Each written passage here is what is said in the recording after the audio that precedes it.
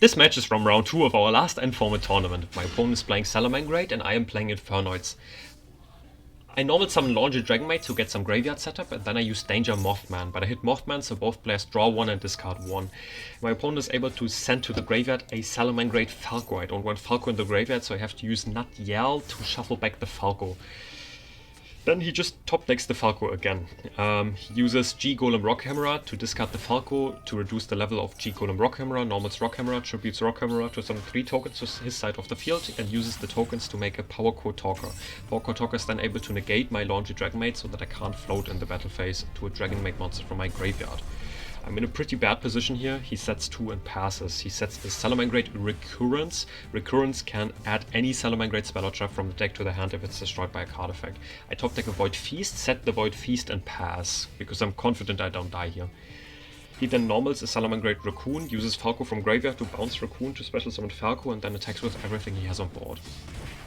In his end phase, I can use the Void Feast, send Void Feast to the graveyard, and I special summon from my deck 3 Infernoid monsters. I special summon a Yeti and 2 Pyre Mace from my deck. I top deck another Yeti, then I use the Pyre Mace to shuffle back both of his back rows. This is really great in this format, because it's super good spell trap removal. Then I make a Space Insulator to reduce the levels of all monsters I have on the field.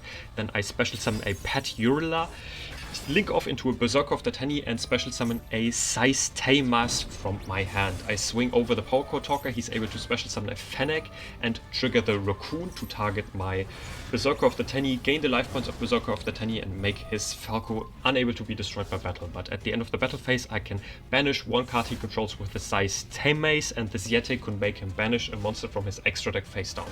So I'm in a really good position right now. He sets an Oleonoides, but I don't have any back rows, so that's fine by me.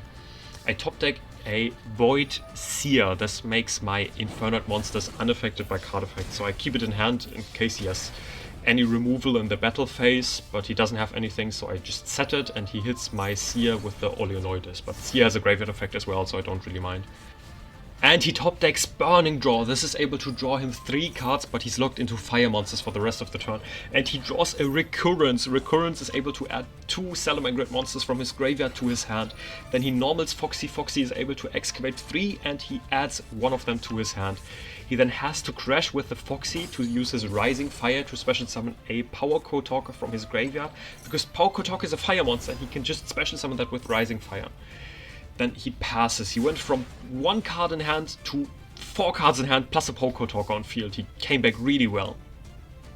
I then swing over the Power Code Talker, I leave him on 500 life points, but then when I declare a direct attack, he's able to use the Salamangreat Perro in his hand to special summon itself, and then use Salamangreat Raccoon to target my monster, gain the attack value of my monster as life points, and the Perro is not able to be destroyed by battle.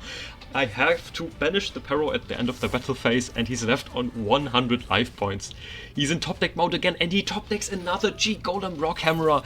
Rockhammerer is able to send a Salamangreat Mole to the graveyard to reduce its level, and Mole can shuffle back 5 Salamangreat cards to draw 2, and he top decks another Rising Fire. Rising Fire is able to special summon Power Code Talker. He normal summons G Golem Rockhammerer. Rockhammerer tributes itself to summon 3 tokens to his side of the field, and then he makes a Space Insulator to reduce the attack value of my Berserker. Then he tries to swing with Power Code Talker into the Berserker. He could double the attack of Power Code Talker to attack for game, but I have to tribute my Berserker so that he can't attack for game, because I'm only on 700 life points as well now. I'm in a pretty bad position here, but I am able to banish 2 Infernoid monsters from my hand to special summon a Sized Samas from my graveyard. Then he tries to pop my back row, but it's just a Void Seer again. Sized Samas can swing over the token, and at the end of the battle phase it can banish a card on his side of the field. He's in top deck mode again, he has only the Falco in hand. Draws into a Mole, normal summons Mole, and he can make the Cybers Link 1 Talkback Lancer. Talkback Lancer could special summon back a Power Code Talker, but he doesn't have any Power Code Talkers in his graveyard anymore, so he just has to surrender. And this was really, really close. Congrats to Eternal Soul for nearly beating me here.